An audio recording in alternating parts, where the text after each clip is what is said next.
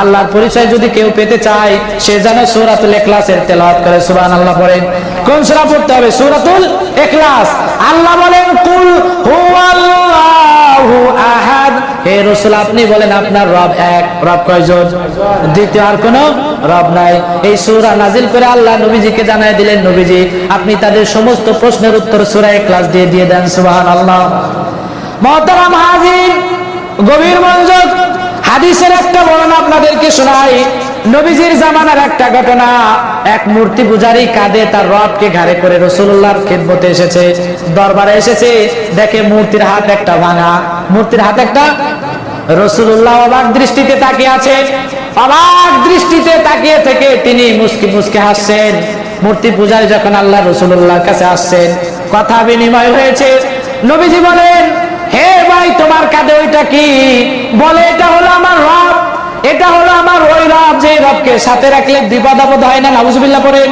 মানে এটা হলো আমার সেফটি রব, সে আমাকে সবসময় সেফটি দেয়, কোন রকমের বালা মুসিবত যেন অ্যাক্সিডেন্ট যেন আমার কাছে না আসে, সেই জন্য এটাকে আমি সাথে নিয়ে ঘুরি। আচ্ছা ভালো কথা, তোমার রব তোমাকে সব অন্যায় থেকে তোমাকে হেফাজত করবে, কথা তো শুনলাম, কিন্তু তারা হাতটা ভাঙা কেন একটু বলো। আগন্তুক বলছে, পয়গম্বর একে গাড়ি করে নিয়ে আসার সময় আমার জরুরতের দেখা দিয়েছিল, জরুরতের প্রয়োজন হয়েছিল, ইস্তেঞ্জার প্রয়োজন হয়েছিল। এই রবটাকে আমি নামায়া গাছের সাথে হেলান দিয়ে আমি ইস্তেঞ্জা করতে গিয়েছি। অপর দিক থেকে দেশে একটা কুকুর এসে তার গায়ে পেশাব করে দিচ্ছে। কুকুর এসে তার গায়ে কি করছে? আরে কথা বলেন না, কি করছে? পেশাব করে দিচ্ছে। আমি দূর থেকে কুকুরটাকে অনেক তাড়াইলাম, কিন্তু কুকুর আর শুনলো না। আমার ইস্তেঞ্জা কমপ্লিট হয়ে গেল। আমার একটু রাগ হইলো যে আমি কতবার তো রবকে নিষেধ করলাম, রবকে বললাম কুকুরটা একটু তাড়াইতে, রব সে কুকুরটা তাড়াই দিল না। যে হাতে পেশাব করেছে আমি নিজেই রেগে ওই হাতটাই ভেঙে দিয়েছি। সুবহানাল্লাহ পড়েন। আমি রেগে ওই হাতটাই ভেঙে দিয়েছি। এখন মুহাম্মাদুর রাসূলুল্লাহ বলছেন, ভাই শোনো, দেখো তুমি এমন রবের ইবাদত তুমি করো, এমন রবকে তুমি সাথে রাখো যে রব নিজেই কুকুরের পেশাব থেকে নিজেকে বাঁচাইতে পারে না, সেই রব আবার তোমাকে কিভাবে বাঁচাবে একটু বলো। সুবহানাল্লাহ বলবেন না? সেই রব তোমাকে কিভাবে বাঁচাবে? সুতরাং যে রব নিজেই কুকুরের পেশাব থেকে বাঁচাইতে পারে না, ওই রব কাল কিয়ামতের ময়দানে তোমাকে জাহান্নামের আগুন থেকে বাঁচাইতে পারবে না। অতএব জাহান্নামের আগুন থেকে যদি বাঁচতে চাও তাহলে এক রবকে অনুসরণ করো, এক রবের কথা বলো। বলেন লা ইলাহা ইল্লাল্লাহু মুহাম্মাদুর রাসূলুল্লাহ সাল্লাল্লাহু আলাইহি ওয়াসাল্লাম। আগন্তুক ব্যক্তির মাথা একটু নড়ে উঠলো। আসলেই তো তাই, যে রব আমার কথা শুনলো না, কুকুরে রবের গায়ে পেশাব করলো, আমি তাকে নিষেধ করলাম, তারাইতে বললাম যে রব কুকুরের পেশাব থেকে নিজেকে বাঁচাইতে পারে না, সেই রব আবার জাহান্নামে আমাকে কিভাবে বাঁচাবে? সুতরাং কথা তো সত্য। মূর্তিটা ছুঁড়ে ফেলে দিয়ে সে আগন্তুক ব্যক্তি কালিমা পড়ে মুসলমান হয়ে যায়। সুবহানাল্লাহ। আগন্তুক ব্যক্তি কালিমা পড়ে সে মুসলমান হয়ে গেল। তার বুঝে আসছে যে এক রব আল্লাহকে মানতে হবে। আমাদের রবকে জোরে বলেন, আমাদের রবকে। আমাদের রব হলেন আল্লাহ, দ্বিতীয় আর মুসলমানদের কোন রব নাই। আল্লাহ রাসূল সাল্লাল্লাহু আলাইহি ওয়াসাল্লাম ঘোষণা দিলেন, তুমি বড় কুল হুয়াল্লাহু আহাদ। আমাদের রব কয়জন? জোরে বলেন। আমাদের রব হলেন একজন, আল্লাহুস সামাদ। তুমি যে তার বংশ পরিচয় চাও, বংশ পরিচয় হইতে হলে তো আর একজনের মুখাপেক্ষি হওয়া লাগবে। আমার রব তো কারোর কাছে মুখাপেক্ষি না। বংশ পরিচয় হইতে হলে একটা জিনিস করতে হলে দ্বিতীয় আর একজনের প্রয়োজন হবে। আমাদের দেশের প্রধানমন্ত্রী কয়জন? জোরে বলেন। প্রধান উপদেষ্টা কয়জন? প্রধান উপদেষ্টা কিন্তু একজনই। পক্ষান্তরে যদি প্রধান উপদেষ্টা একজন না হয় দুইজন হয় তাহলে ঝামেলা আছে না নাই? আর কথা বলেন না। প্রধানমন্ত্রী যদি একজন না হয় দুইজন হয় তাহলে ঝামেলা আছে না নাই? প্রত্যেকটা ডিপার্টমেন্টে যখন দ্বিতীয় আর একজন যাবে তখন একজনের মত আর একজনের সাথে মিলবে না। কথা বলেন না। এই পৃথিবীর মধ্যে, এই আসমান জমিন, এই মাখলুকাতের মধ্যে যদি দ্বিতীয় আর একজন খালেক থাকে তাহলে সেই খালেক যে সিদ্ধান্ত নিবে প্রথম খালেক নাও তো নিতে পারে। ঠিক না বে? ঠিক জোরে বলেন।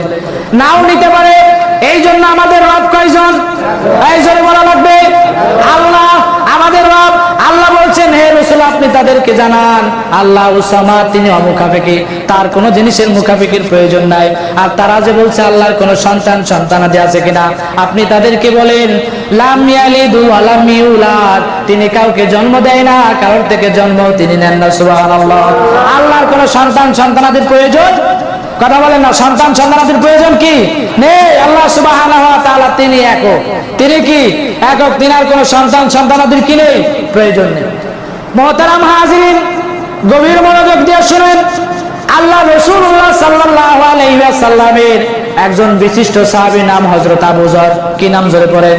আবু যর। আমরা দুনিয়ার মানুষ দুনিয়ায় ভাইরাল হতে চাই, কিন্তু কিছু সাহাবী ছিলেন তারা আল্লাহর ফেরেশতাদের মধ্যে ভাইরাল। সুবহানাল্লাহ পড়েন। দুনিয়ার মানুষ শুধু ভাইরাল হতে চায়। আজকে আমি আপনাদেরকে ভাইরাল সাহাবীর ভাইরাল একটা ঘটনা শোনাইতে চাই। সুবহানাল্লাহ পড়েন। এই শীতের সময়, শীতের মৌসুমে হযরত জিবরাইল আমিন আলাইহিস সালাতু ওয়াস সালাম নবীজির খেদমতে উপস্থিত হয়েছে। ইতিমধ্যে শীতের সময় চাদর মুড়ি দিয়ে এক সাহাবী হেঁটে যাচ্ছে। হযরত জিবরাইল আমিন ডেকে বললেন, ইয়া রাসূলুল্লাহ, ইয়া হাবিবাল্লাহ, আপনার সামনে দিয়ে যে হেঁটে যাচ্ছে আপনি কি তাকে চিনেন? আল্লাহর রাসূল বললেন, এটা আমার সাহাবী হযরত আবু যর। সুবহানাল্লাহ পড়েন। রাসূলুল্লাহর মনে একটু কৌতূহল জাগলো যে কি ব্যাপার, তুমি তো ফেরেশতা জিবরাইল আমিন, তুমি তো আবু যরের কাছে যাও না, কিন্তু তুমি আবু যরকে কিভাবে চিনো? আল্লাহ রাসূলের দিলে এটা প্রশ্ন জাগছে। আল্লাহ রাসূল জিবরাইল আমিনকে ডেকে বলছে, জিবরাইল আমিন, এটা তো আমার বিশিষ্ট সাহাবী আবু যর, কিন্তু তুমি কিভাবে চেনো? হযরত জিবরাইল আমিন বলেন, তাহলে শুনেন, ইয়া রাসূলুল্লাহ, ইয়া হাবিবাল্লাহ, আপনার এই সাহাবী আবু যর, এই সাহাবীকে শুধু আমি জিবরাইল আমিন চিনি তা না, আসমানের যে চারজন ফেরেশতা আছে, জিবরাইল, মিকাইল, ইসরাফিল, আজরাইল, এই চারজন চিনে তা না, আসমানের যত ফেরেশতারা আছে, জমিনের যত ফেরেশতারা আছে, সমস্ত ফেরেশতারা আপনার এই সাহাবীকে চিনে। সুবহানাল্লাহ জোরে পড়েন। সব ফেরেশতারা হযরত আবু যরকে চিনে। তাহলে কৌতূহল আগের থেকে বাড়ছে না কমছে? মানে সে এত প্রসিদ্ধি লাভ করছে কেন? কৌতূহল বাড়ছে না কমছে? হ্যাঁ জোরে বলেন, বাড়ছে না কমছে? বেড়েছে। আল্লাহ রাসূলের কৌতূহল বেড়ে গেল, কি ব্যাপার? আবু যর সমস্ত ফেরেশতাদের মধ্যে ভাইরাল কেন, একটু জানতে মন চায়। হযরত জিবরাইল আমিন বলেন, পয়গম্বর, তাকে কে চিনায় দিয়েছেন জানেন? আল্লাহ সুবহানাহু ওয়া তাআলা একদিন আমাদের চারজন বড় ফেরেশতারা যারা আছে, আমাদেরকে, আসমানের যত ফেরেশতা আছে তাদেরকে, জমিনের যত ফেরেশতারা আছে তাদেরকে, সমস্ত ফেরেশতাদেরকে সব আল্লাহ ডেকে নিয়ে বলছেন, এই আমার সমস্ত ফেরেশতারা তোমরা এইদিকে আসো, এই যে আমার একজন গোলাম, আমার এই গোলামটাকে চিনে রাখো, এই গোলামটার নাম হলো আবু যর। সব আল্লাহ আমাদেরকে ডেকে নিয়ে আবু যরকে পরিচয় করায় দিয়েছে। সুবহানাল্লাহ বলেন। এখন বলেন তো দেখি, এই কৌতূহল আরো বাড়ছে না কমছে? আরো বাড়ছে না? সময় সময় শুধু বেড়েই চলছে। এইবার রাসূলুল্লাহ বলেন, জিবরাইল আমিন বলো তো দেখি, এই প্রসিদ্ধি হওয়ার কারণটা কি জানতে চাই। হযরত জিবরাইল আমিন বলেন, ওয়াজহান, দুইটি কারণ। কয়টি কারণ জোরে বলেন? জিবরাইল আমিন বলেন যে ওয়াজহান, দুইটি কারণ। এক নাম্বার কারণ হলো আপনার এই বিশিষ্ট সাহাবী আবু যর সবসময় নিজেকে ছোট মনে করে। নিজেকে কি মনে করে? জোরে বলেন। নিজেকে ছোট মনে করে। কিন্তু বর্তমান এমন জামানা, এমন সময় নিজেকে ছোট মনে করার মতো কোনো মানুষ খুঁজে পাওয়া যায় না। কথা বলেন না কেন? কথা বলে মাথা না, কথা বলে আছে। সবাই নিজেকে বড় বানাইতে চায়। কি বানাইতে চায়? বড় বানাইতে চায়। কারণ কি, ওর থেকে আমার কোনো জিনিসের কম আছে নাকি? সবাই নিজেকে বড় বানায় কেন? এই জন্য যে তার থেকে তো আমার কোনো জিনিসের কম নাই, তাহলে আমি ওর কাছে ছোট হব কেন? টাকা আছে, পয়সা আছে, লাঠির জোর আছে, ক্ষমতা আছে, সব আমার কাছে আছে, তাহলে ওর কাছে আমি ছোট হইতে যাব কেন? আমি তো বড়। এই পৃথিবীর সমস্ত মানুষ নিজেকে বড় বলে দাবি করে, নিজেকে বড় বানাইতে চায়, কিন্তু হযরত আবু যর নিজেকে সব সময় ছোট বানায় রাখে। সুবহানাল্লাহ বলেন। এটা অনেক গুণ। নিজেকে ছোট মনে করা এই পৃথিবীর সবথেকে শ্রেষ্ঠ গুণ। সুবহানাল্লাহ পড়ে। কিন্তু কেউ ছোট বানাইতে চায় না, কারণ নিজেকে ছোট কে বানাইতে চায়? কেউ বানাইতে চায়। এই যে আবু যরের মধ্যে নিজেকে ছোট বানানোর গুণটা আসলো কিভাবে? হযরত আবু যরের খেদমতে একজন কালো গোলাম ছিল। কালো গোলাম, ওই যে আপনারা বিভিন্ন সময়ে বিভিন্ন লোকদেরকে এনে কাজ করান, হযরত আবু যরের একজন কালো গোলাম ছিল। তো হঠাৎ একদিন উনি ইয়া ইবনে আবদা সাউদা, কালা এয়ারপোর্ট বলে ডাক দিছে, মানে কালো বেটার ছেলে। কি বলে ডাক দিছে? কালো বেটার ছেলে বলে ডাক দিছে। এটা জাহিলিয়াতের যুগে একটা গালি ছিল, মানে একটা বাবা কালা, তো সে কালো হয়েছে, এই জন্য আপনি কালা এয়ারপোর্ট অর্থাৎ কালো বেটার সন্তান বলে আপনি তাকে ডাক দিলেন, তাহলে সে মনে কষ্ট পাবে না? আল্লাহ রাসূল হযরত আবু যরকে ডেকে নিয়ে বলছেন, আবু যর, তুমি ইসলাম গ্রহণ করেছো বটে, কিন্তু জাহিলিয়াতের জামানার যে গুণ ছিল সেই গুণ তোমার মধ্য থেকে যায় নাই। অতএব কাউকে ছোট করা যাবে না। কাউকে, হোক না সে ছোট, হোক না সে গোলামের পদ গোলাম, হোক না সে কালো বাবার সন্তান, কিন্তু তারপরেও কাউকে ছোট করা যাবে। আরে কথা বল না, ছোট করা যাবে? কাউকে ছোট নজরে দেখা যাবে? জোরে বলেন না কে? কাউকে ছোট করা যাবে না। এই রাসূলুল্লাহ সাল্লাল্লাহু আলাইহি ওয়াসাল্লাম এই কথা বলার পর হযরত আবু যরের মধ্যে বুঝে আসছে, সে এরপর থেকে কোনোদিন আর নিজেকে বড় বলে দাবি করে নাই, কাউকে গালি দেয় নাই, সারা জীবন ছোটকে নিজেকে ছোট মনে করছে। আর একটা গুণ, 2 নাম্বার গুণ হলো হযরত আবু যরের মধ্যে সূরা ইখলাসের তেলাওয়াত সবথেকে বেশি। সুবহানাল্লাহ পড়েন। সূরা ইখলাসের তেলাওয়াত সবথেকে বেশি, সূরা ইখলাসের তেলাওয়াত সবথেকে বেশি।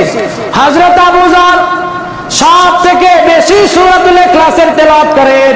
সব থেকে বেশি সূরাতুল ইখলাস তেলাওয়াতের কারণে আল্লাহ সুবহানাহু ওয়া তাআলা ওনার মর্যাদা আকাশচুম্বী করে দিয়েছেন। সুবহানাল্লাহ বলেন। সমস্ত আসমান জমিনে যত ফেরেশতা আছে সমস্ত ফেরেশতাদের মধ্যে ভাইরাল করে দিয়েছে। সমস্ত ফেরেশতারা এখন আবু যরকে চেনে। সুবহানাল্লাহ। সব ফেরেশতারা আবু যরকে চেনে। মুসলমান ভাইরা আমার গভীর মনোযোগ, আমরা দুনিয়ায় খ্যাতি অর্জন করতে চাই, কিন্তু সাহাবা একরাম খ্যাতি অর্জন করেছেন আখিরাতের জন্য। কোন যার জন্য বলেন? আখিরাতের জন্য। আজ আমাদের আখিরাতের ফিকির নাই, এই জন্য আমরা আখিরাত থেকে দূরে সরে পড়েছি। তো হযরত আবু যরের মধ্যে এই শ্রেষ্ঠ হওয়ার 2টা কারণ। কয়টা কারণ জোরে বলেন? 2টা কারণ। 1 নাম্বার কারণ হলো সে নিজেকে সবসময় ছোট মনে করে। কি মনে করে বলেন? ছোট মনে করে। 2 নাম্বার ওনার জীবনের আমল হলো উনি জীবনে সবথেকে বেশি সূরাতুল ইখলাসের তেলাওয়াত করে। ছোট্ট একটা সূরার আমল করা যাবে তো ইনশাআল্লাহ? আমরা যদি এই ছোট্ট সূরার আমল করি আল্লাহ আমাদেরকে বড় বানায় দিবেন। হাবিবে কিবরিয়া নবী আমার বলছেন, মান তাওয়াবা লিল্লাহ রাফাহুল্লাহ, যারা আল্লাহর জন্য নিজেকে ছোট বানায়, বিনয়ী হয়, আল্লাহ তাদের মর্যাদা আকাশচুম্বী করে দেন। সুবহানাল্লাহ।